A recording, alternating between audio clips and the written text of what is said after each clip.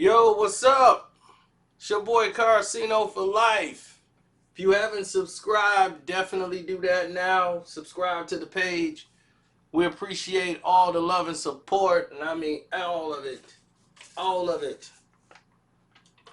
We do not take any of it for granted. We know how important all this stuff is. You know, all you guys who donated to the Cash App, Carcino's the name on that Cash App, and definitely hit the Streamlab up. That's just clicking the donate button in the description box, and that gets you where we are now today. And I say that to say this. There are so many different things that people don't see that happens and transpires when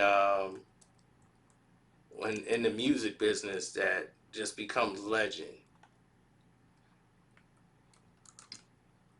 And the Suge Knight, Eazy E situation where only the people that's talking is the people who weren't around the situation when it happened. So, you know, it's just become infamous behind the whole beef between the two. And it just, it went to another level after Eazy was gone when Suge went on that talk show and said what he said. He was just throwing a shot. But this wasn't, the direction. This wasn't, the avenue he was going down when he did this. Now, the whole height of, what was it, 90, I want to say 92 or 1991, around that time. I think it was 92 though, when they wanted to discuss a release for Dr. Dre, and they tried to strong arm Eazy E into signing. And everybody said Suge and them beat him up and all of these different things. I don't think they would touch Eazy because here's the deal. By touching Eazy E, that's going to further the claim of duress. No contract will stand up by far anyway, legally, if you're going to use duress. And if you got physical abuse all over you, there's no way a contract like that is going to stand.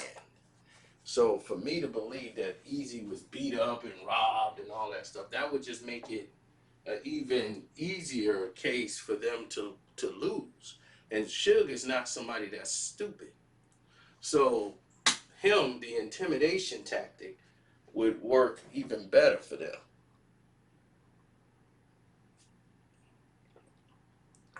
So if someone does it under a different type of duress, like protection of a loved one, then yeah, that would make more sense.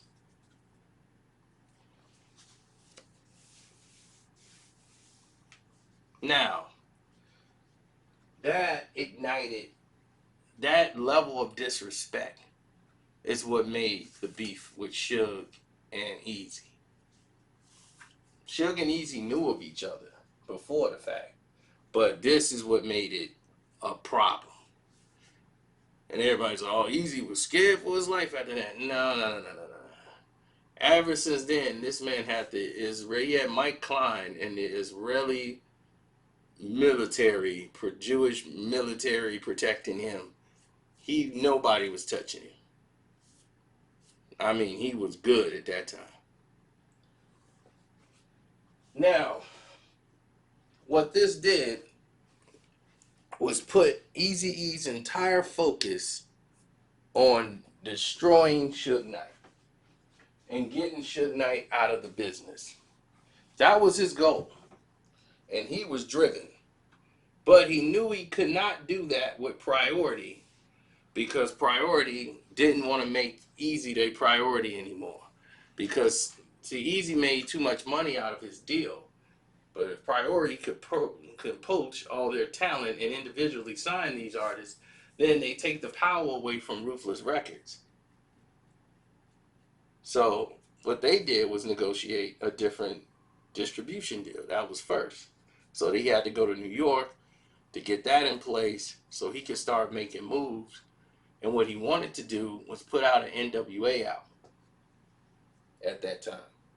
Now, when all of this was going on, Tupac was hanging out with Above the Law at the time, and they was had just did some songs with Eazy and everything else. And Above the Law, they was supposed to, sign with Eazy and do all these different things, and then they was talking about, man, we might have to bounce and go over there with Suge and everything else, and they was just like, I don't want to do that. Because they was just poaching all the people from Ruthless Records and trying to get them all signed over there with Death Row and start their whole thing.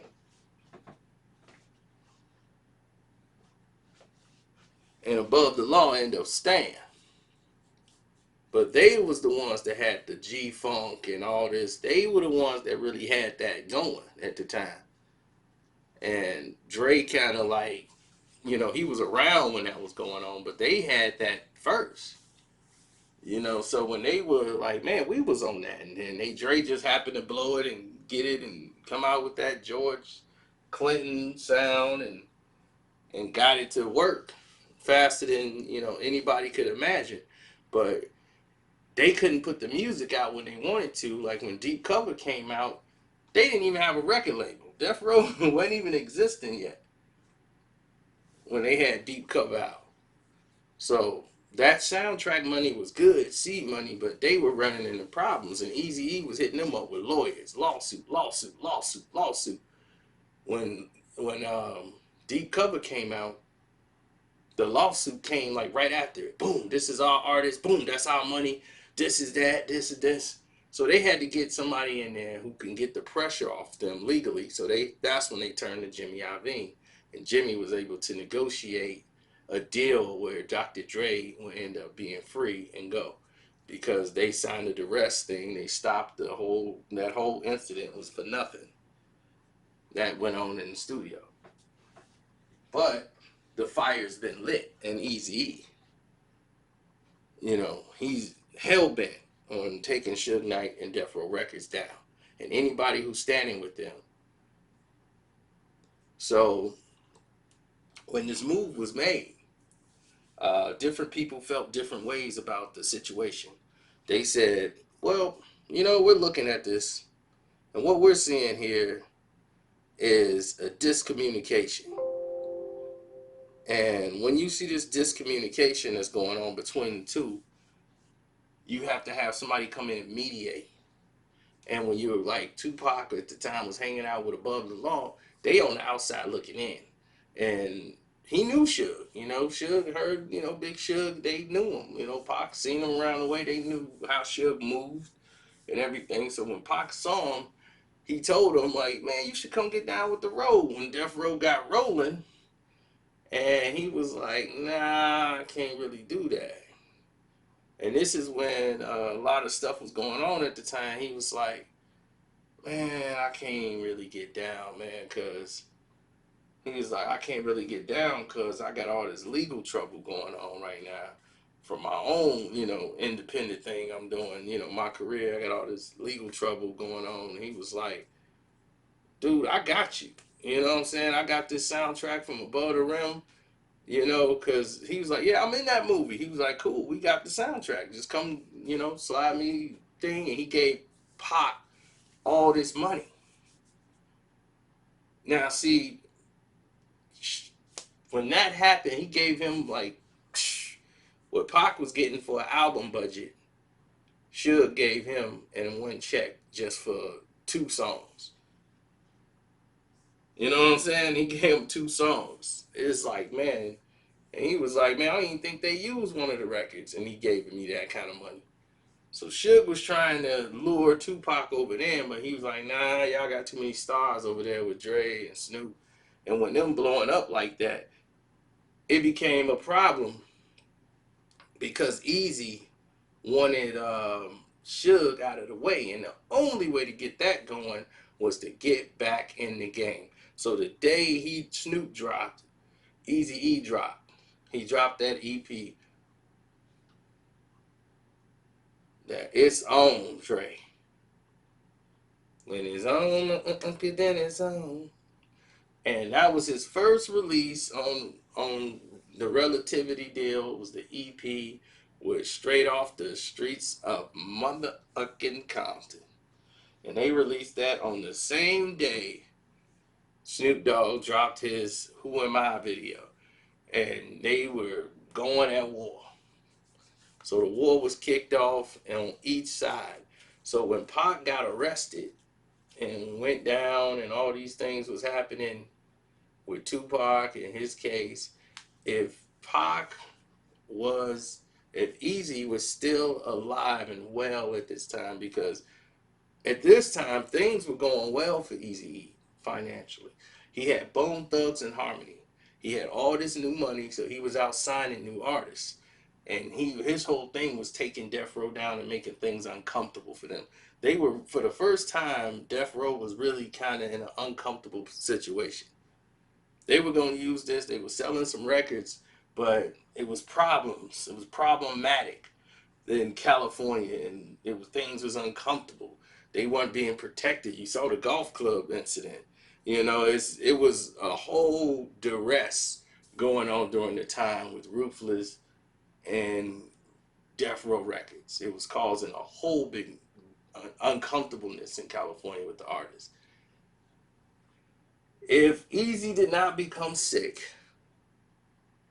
and did not go to a certain plateau or certain level, if he didn't reach that plateau or level, and status quo and pass on and go to another place, if he did not get ill when Pac was arrested and all of these things was happening,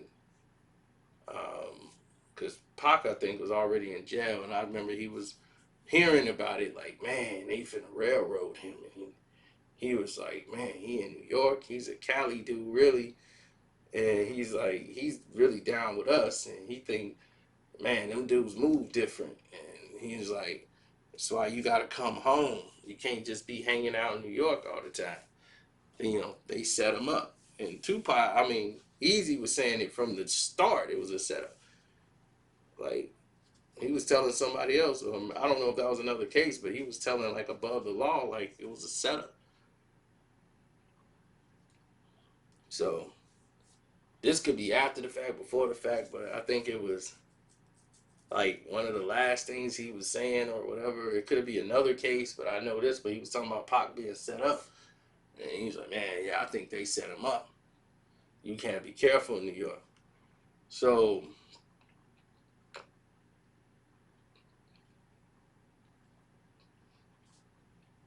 when the whole thing boiled down, if he would have known Suge Knight was trying to get Tupac out of jail, Eazy E would have spent his time and money to sign Tupac over to Ruthless Records. He would have got Tupac before Suge.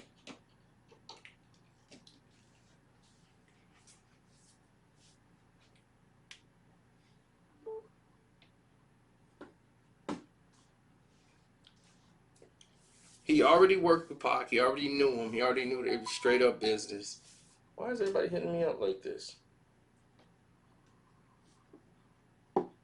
That's wonderful to see. But he, without a shadow of a doubt, would have signed Eazy E. I mean, he would have signed Tupac before Suge. Because Pac didn't want to sign with Suge. He knew what he was shining up for. He ain't had no choice. But he knew he wanted his independence. He just needed to get out of the situation he was in right away. So it wasn't like he was jumping to sign with Suge. He knew what came with all that. He didn't want to be around none of it at that point. But he was like, man, ain't nobody coming with nothing, and they ain't just finna leave me up in here. I need to get out. So that was that.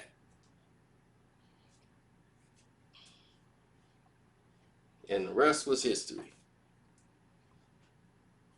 But yeah, just despite Suge, Eazy would have definitely bailed out Pop. Anyway, I'm out, man. Don't forget to subscribe to the page.